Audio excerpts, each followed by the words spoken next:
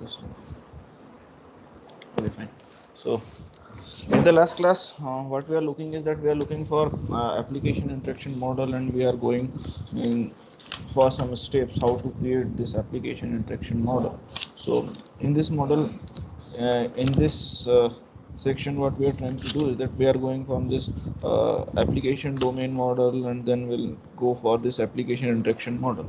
So till date, what we had identified that we had determined the system boundaries, and then we'll find the actors, and then we had identified what are the use cases, and then we had identified some initial and the final events so as to find out which are the functions and what are the attributes, and then we'll cover uh, some normal scenarios. So what are these normal scenarios? These normal scenarios are just your basic flow of events. So what are the good cases or the sunny days that are available for your use cases, and then we'd go for some variation and the exception scenario, that is the alternative flow or alternative course that is to be covered, because you are not in the position that you are getting always the sunny days. So that we have to add some variation in the exception scenarios.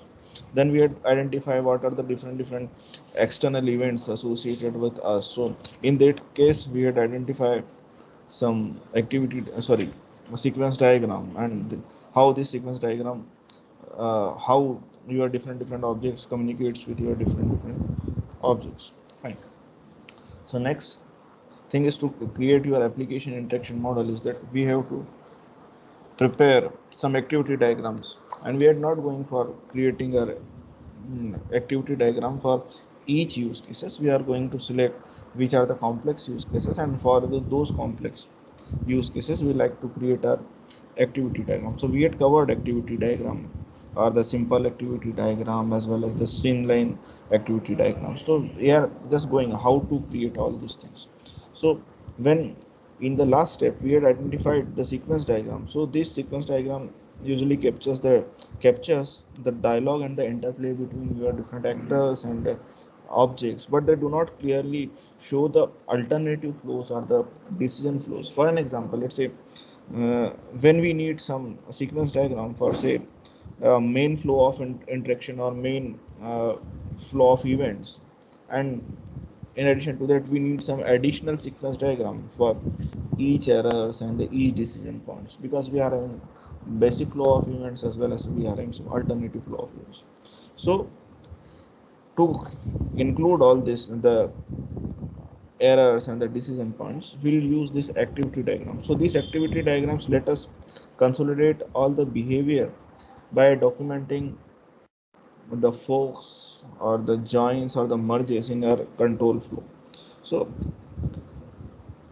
it is certainly appropriate to use activity diagrams to document, because we are documenting our business logic during analysis, and we usually do not use the excuse to begin implementation. So this is why we are going for this activity diagrams that identifies or that use to document your alternative flow or the exception flows. So for our ATM example. So this is my ATM example. We had started with this Blake circle. So we had a user inserted his card, and then our basic flow is that is it readable? So is it readable? Then we are going from card okay, and then if the card is okay, then we'll check whether this is a good account or not.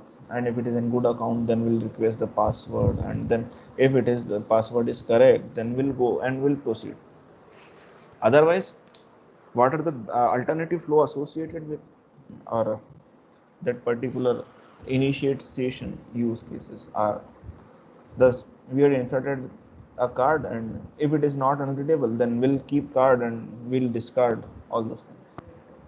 Or we are checking that it is a bad account, or is it an uh, bad bank code, or we are having some communications down, then we can return our card or we can keep our card. Again, we are checking whether the card is okay, so then we'll proceed. Otherwise, if it seems that your account is fraudulent, then we'll create an fraudulent alert, and then we'll keep our card. Otherwise, another thing is that if your communication downs, then we'll return the card. Again, if we are checking the good account, so we are requesting for the request part. So another, in that case, if the request part is entered the password and meanwhile your communication is down, then we'll return the card. Then again we are having some decision that uh, we are requesting the password and user enters his password and will get multiple password failure, one time, two time, or three times. So this depends on your some criteria that you are going for, two or three password failures, successive password failures. So for the successive password failures, you will keep the card and notify the user. Otherwise, if at the same time communication fails, then you'll return the card. Otherwise, if you are going for correct answer, then you'll go for and proceed. So all these things, that all the good things will be covered in your sequence diagram, and all those the bad things, so these bad things are being covered in your activity diagram. So this is why we are using activity diagram for our complex cases, to include our bad days, or rainy days, or alternative flow, or the exceptions that are present for your use case. Then the next step for creating your application interaction model is that organizing our actors and the use cases. So we have to organize our actors and the use cases. So this is our next step. So in this step, we like to organize a use case relationship, that is include relationship, or exclude relationship, or the include relationship, or the extend relationship, or the generalization relationship, or the invoke relationship, or the proceed relationship. So why we are identifying this relationship? Because when we identify this relationship, this is usually helpful for your large and complex system, because it identifies the rules of different use cases associated with the another use cases. So as with our class and the state models that we use our relationship, we can also going for identifying the relationship between your use cases. So as similar in our class model or the state model, that we had identified the generalization relationship, we can also organize our actors as a generalization relationship. So we can generalize, like we are having some administrator and we are having some operator. So this is generalization relationship. In addition to that, let's say the employees are SVV. So employees are just in class. Then we are having some faculties and lab assistant and accountants and so on. So employees just a super class, and then we can generalize, or we can go for this specialized way, like in faculty or account department, other lab stuff. So this is how we can identify. So let's say we are going for this an ATM use cases. For this ATM use cases, we are having some this initiate session. So this initiate session includes your process transaction. Why? Because this is an additional flow that is being included. And then initiate session, as well as we started our initiate session, we can your machine have to transmit your data, because we are not including this or we are not having some association relationship right from these use cases to any other actors of the system. So what we can do is that we have to join these use cases with your another use cases, because if it is not associated with any of the use case or any of the actor, it means that we are not uh, going in the right direction, or we are having some problems associated with us, because this is our just a poor design. If you are having this use cases, and these use cases are not associated or the linked with any of the actors or any of the use cases. Fine. So we have to organize our actors and the use cases. So how we'll organize? We'll just identify the relationship between your use cases and or the relationship in between your different customers. So here you can identify your use cases. Then after identifying this, uh, organizing these actors and the use cases, the next step is to checking against your domain class model. So when we are at this point that we are checking against the domain class model, the application model and the domain model, this should be consistent. Why? Because we are modeling something in your domain model, and you are having some different your application model. So during this analysis, your application and the domain models should be consistent. The actors, the use cases, the scenarios, or all these are based on your classes and the concept from your domain model. So where we identify all this in your domain model. So when we are going for this application model, this should be consistent, that are the actors, the use cases, scenarios. So we are having some steps, like we are in constructing our domain model. So we are checking for our test access path. So when we are testing this access path, our first attempt is for identifying the use cases.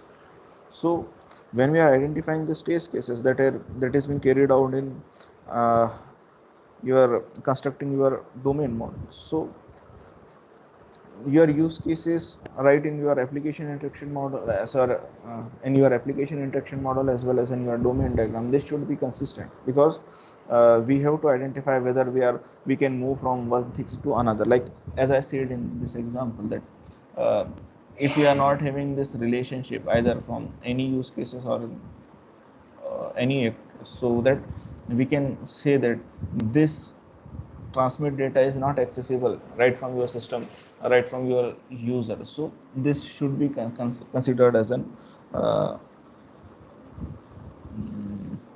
unnecessary or the irrelevant functionalities for your system. So we have to check whether these functionalities are available or are consistent with your domain model, and what are the different functionalities that are carried out by different actors in your domain model. So this should be consistent, that uh, in our domain model we had identified that the functionality one is carried by your particular actor one or particular type of actor one, and in your use case model what you are trying to do is that you are executing this functionality with the another type of actor, let's say actor 2. So when I am saying that we are having actor 1 and actor 2, these actors are not individual items, these are the group of same type of actors. So we are mapping some this behavioral relationship or behavioral entities in our actors. So this is how we can create our application interaction model. So we had started with identifying our system boundary, then actors, then use cases, then we had identify initial and the final events, and after final events we had identify the normal scenarios, that is the basic flow, and then we had gone for this alternative flow. Then we had added different external events. So this external event has been identified as a sequence diagram, and after having sequence diagram we had created activity diagram to model the alternative flow or the bad cases or the exceptions in our system. Then we had organized all those actors and the use cases uh, with some relationship, and then we had checked whether the model that we are creating is consistent with your domain model, because we had started with our domain model, because this domain model provides you a static behavior of your system. So instead of writing your dynamic behavior right from your use cases, I had started with uh, our domain model. Fine. So is it fine? Shall I proceed to the next slide? I think nobody has any problem. So the next step is creating the application model. So right from your application interaction model, we are moving to our application class model. So what are these application classes model? So this application classes defines your application itself. So when we are saying that it defines your application itself, it is uh, uh, just um, real world objects that are your application acts on all those things. So when we are saying that when we are mapping this application model, our most application classes are the computer oriented, and this define the way the your user interacts with your application. So what we can do is that we can construct an application model with some following steps. So what are these steps are that we have to specify our user interfaces, then we'll go for defining the boundary classes, then we'll go for determining what are the controller classes, and then we'll again check with our interaction model whether these are consistent or not. So we started our application class model with specifying user interfaces. So when I'm just going for the user interfaces. So our most interactions are just with your application is just separated by two parts. Either you are having application logic, or you can have some user interface. So either you can interact, or your most interaction is just separated in these two parts, that is your application logic and the user interfaces. So when we are considering a user interface, so this user interface is just an object or the group of objects that provides the user of a system with coherent way to access its domain objects, your commands and your application options. So during our analysis phases, our emphasis on identifying how the your information flow and controls, rather than we are presenting a presentation format. Now the same program logic can accept your input and the command lines, and then we are having some files and the mouse button or touch panels or the physical push button or the remote links. So we have to carefully isolate all those details right from your programming logic, because these user interfaces are again and most important. So when we are going for in analysis phase, so in during our analysis phase, we treat our user interfaces as a course level of details. So we try to determine the command that the user can perform, like in, let's say a command is just like a large scale request for your system. For an example, let's say we make an uh, uh, we are just going for your flight reservation system, or we can say that we are identifying some key, we are searching some keywords right from your databases. So these are just an commands.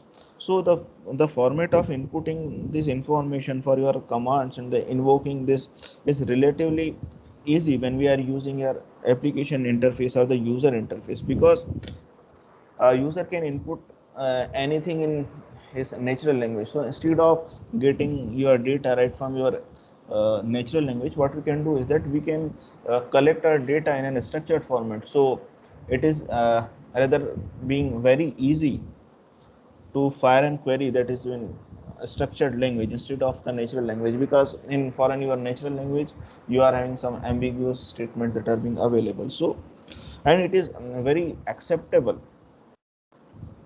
uh, that we create our application interface or the user interface, because it helps us to visualize the operation of our application, and we can see what are the importance and what the important things are forgotten in our system. So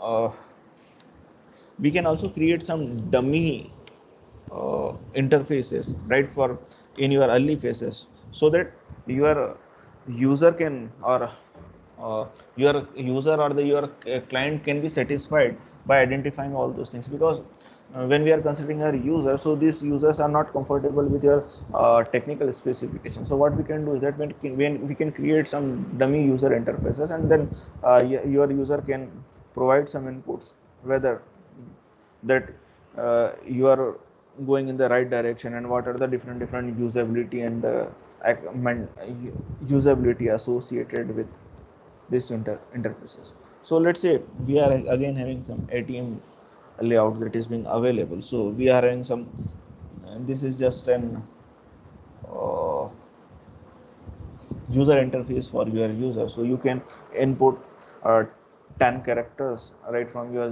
user interfaces, like from 1 to 9. Then you are having three different commands, that is you can clear the inputs, or you can cancel the input, or you can submit your input.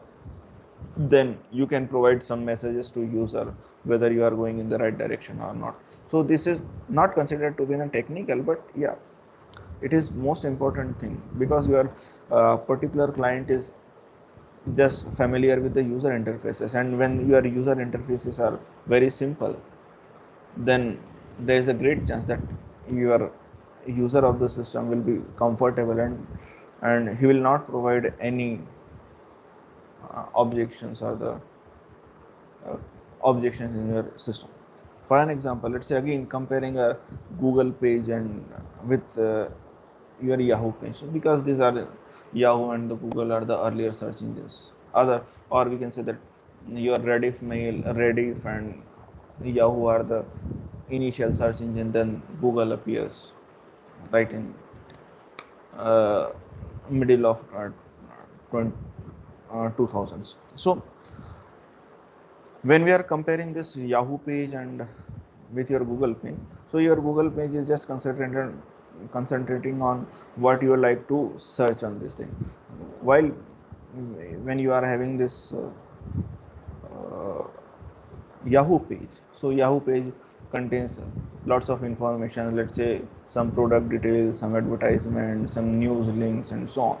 So a user prefers Google because this Google provides some simpler way and what the user wants. So a user just want to search all those things. So when a user is comfortable with your user interfaces, then we can say that we are winning the half battle. Fine. Then the next thing is, next step,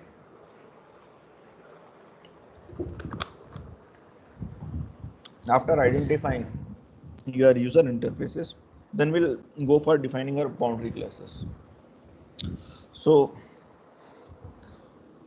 let's say uh, your system must be able to operate with and what are the information that he is getting from his external sources. But it should have some internal structure that dictate all those external information. So to achieve all this your dictatorship, what you can do is that you can define your boundary classes that isolates your inside or the internal system right from your external world. So your boundary class is just a class that provides a staging area for your communication between your system and the external sources. So a boundary class understands the format of one or more external sources, and it converts the information for your transmission from to and from your internal system. Let's say again we are considering an ATM example. So if we are having some, we can define some boundary classes. Let's say we are having some ATM card boundary classes or the account boundary classes. So it helps to encapsulate the communication between your particular ATM and your consortium or your bank. So this, if you are having this ATM card boundary classes or the account boundary classes, that certainly increase the flexibility of the system, and it makes easier to support some additional information that is being taken from your user. So when we are saying that we are having some boundary classes, so it just separates out uh, your user and your internal system. So you are defining a line. So your user, what your user enters is that is being just dictated by your boundary classes, that I want this information in some particular way. Instead of that, you can provide that my name is Abhishek Singh Rathore and I'm teaching in this. Instead, what we can do is that we can create an boundary classes, and I'm just asking my name and my last name and my middle name and then my email number and email ID and my mobile number. So when we are defining these boundary classes, what we are trying to do is that we like to dictate uh, our application view or the developer's view to your user. So it certainly help to structuring all those things, uh,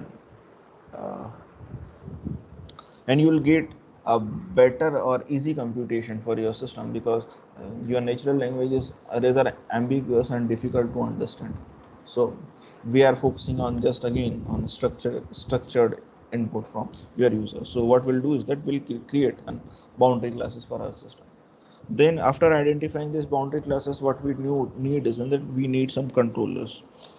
So we have to define these controller classes. So what are these controllers? So this controller are just an active object that manages the control within your particular application. So it receives some signals from your outside the world, or right from another objects uh, that exist in your system, and it reacts to them, and it invokes some operation. for your particular objects in the system and send signals to the outside the world. Let's say a controller is just an piece of refined behavior that has been captured in the form of object. So this behavior can be manipulated and transformed into more easily than your plain code. So when we are considering the heart of application, so these controllers are considered to be the heart of your application. It contains the sequence of the behavior of your particular application. So when we are defining the activity diagram or the sequence diagram, these are just how your particular objects interacts. But when we are going for this modeling this controller, so these controllers are just an active objects, and these active objects are just your heart of your system that manages uh,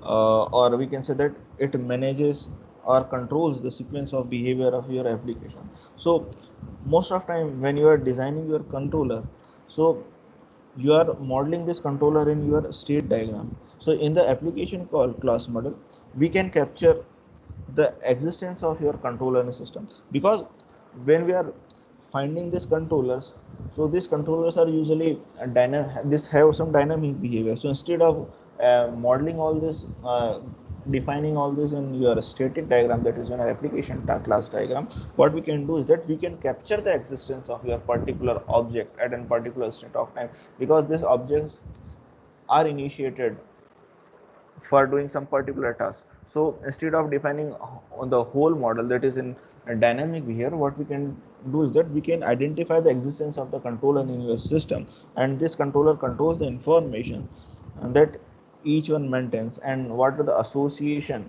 from these controllers to your other objects in your system. So let's say again, consider this example. So in this example, we are having controller classes. I'm not saying that these are controller classes. So what we can do is that we can have some controllers. So in these controllers, just a minute,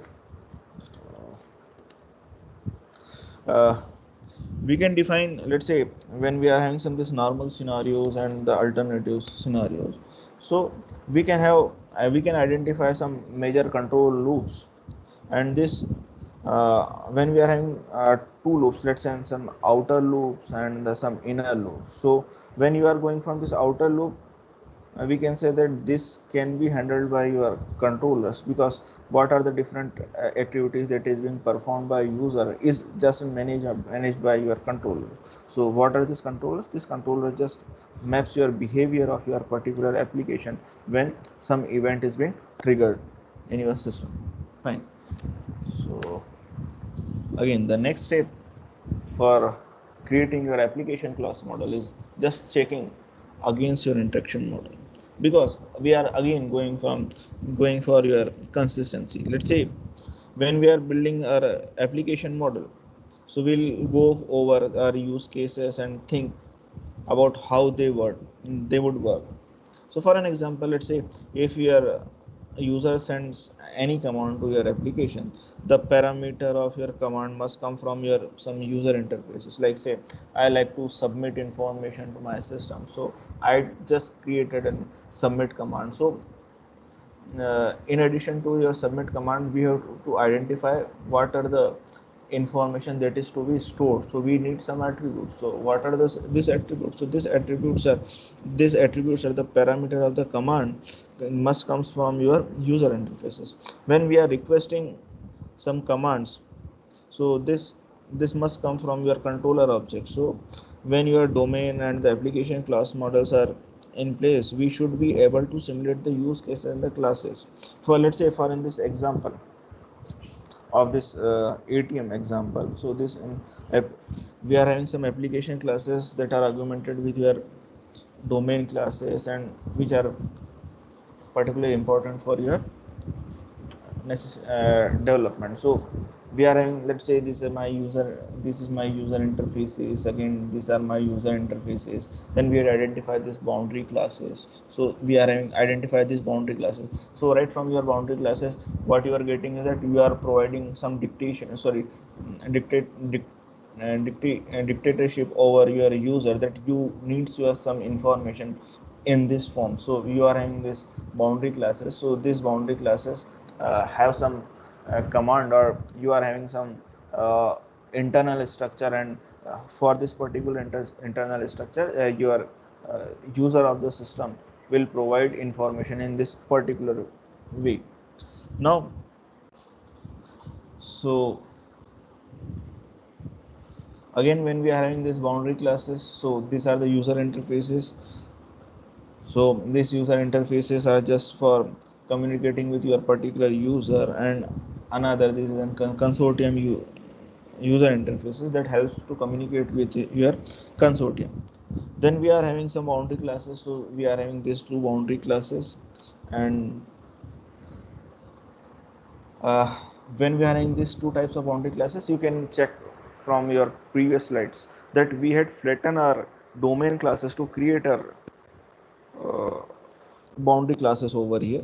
So what we are trying to do is that in step of flattening all these classes, we had combining the information of multiple domain classes, and we had created and just a semantic class over here. Now we are having some controller classes. Let's say this is my transaction controller. So this transaction controller handles both the queries on your accounts as well as the processing on your transaction. So then we are having some session controllers available. So this is my session controller. So this session controller manages our ATM session. So it manages your ATM session over here, and then we are having some ATM session. So this ATM session may or may not have your cash card in the account. So we can write this as just a domain class, because we had not identified different attributes. So here we had identified some attributes, and in our first iteration or the second iteration, and then we'll go for some later parts in your application. Now, then after having your application class model, then we'll go for our uh, application state model. So we are going from this application state model. So your application state model just focuses on the your application classes and your argument, and it augments your domain state model with your application classes. So for your application classes, these are just most likely to have some important temporal behavior than particular your domain classes. So while creating this application domain classes, we first identify the application classes with and all these application classes have some states, and then we'll use some interaction model to find what are the different event associated with this class. Then we'll organize the permissible events of the sequences for our each classes for your particular state diagram. So we can construct our application state model with following steps. Let's say uh,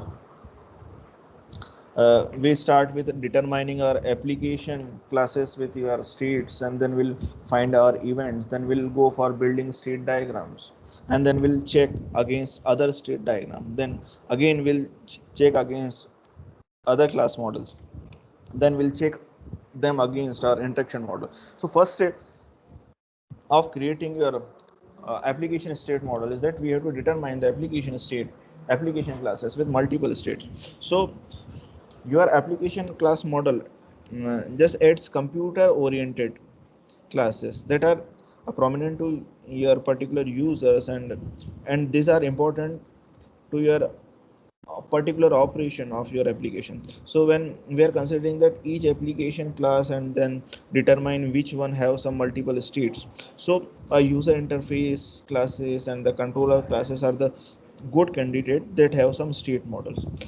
While we are comparing this and boundary classes, so these boundary classes are just being tend to be some static, and these are used for them staging your data import or export, and then consequently we can say that they are less likely to be involved in your state model. So when we are having user interfaces classes are the controller classes and the boundary classes. So we can say that this user interface classes and the controller classes are the good candidates for creating the application state model, and will like to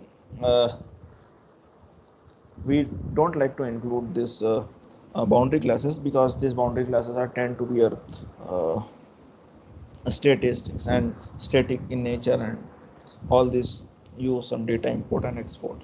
So again, considering some your ATM example, so let's say you are having the user interface classes that do not seem to have any substance. So why we are not considering these user interface classes? Because these are, because as per our understanding, the user interface is just an incomplete at your analysis or in the design phase. So because this user interface must be completed on your in your development stage, so will not consider this class again. Then we are having some boundary classes. So when you consider these boundary classes, so these boundary classes also lacks in the state behavior. However, your controllers do have some important states that we can elaborate. So after identifying which are the application classes that are having states, so what are different application classes, that we are having some user interfaces classes, then we are boundary classes, and then we are having controller classes. So in the first attempt, we are not including our boundary classes, because these are only used for export and importing of data. And then second phase, when we are considering our user interface classes, so user interface classes will be completed just on your development phase. So we like to avoid again this user interfaces classes. Then our focus should be on controller classes, because they have a lots of state behavior associated with them, and yeah, these are the heart of your application that are having some different states for your controller classes. So we'll determine, we had identified that your controller classes have them states, and these controller classes will be used in application state model. And जैसा मैंने बोला भी था कि this controller classes are just identified in your application interaction model to check whether there should be some existence of this controller classes, and उस time मैंने छोड़ा भी था कि that will include all those controller classes in your state model. So this is how we can identify that these controller classes are the only eligible or the candidate classes that have a lots of state behavior, and thus will include these controller classes as a candidate for state model. Then after identifying these classes, that is the controller classes, they will go for finding our events. So for your particular application interaction model, we had identified a number of scenarios. Now we have to go for studying these scenarios, and we have to extract events, even though uh, uh, those scenarios may not cover all the contingency, but they must ensure that we do not overlook the common interaction, and this scenario highlight the major events. So when we are going for finding these events for your particular state model, because a state is just an interval in between your two particular events, so we have to identify these events. So we have to note that the contrast between our domain and the application process models are uh, for your particular state model. So with your particular domain model, first we find the states, and then we'll find the events. So in first part is first step, we are identifying the states, and then we'll go for events that are being associated or that fires your particular state. So let's say again we are considering an ATM example. So uh, we had identified that certain events like when we can insert our card and we can enter our password, or we have some end session and then we can take out our card. So these are different uh, steps that are being associated with us. So this is for today's class, and meanwhile, if you are having some problem, then you can ask me. Any problem?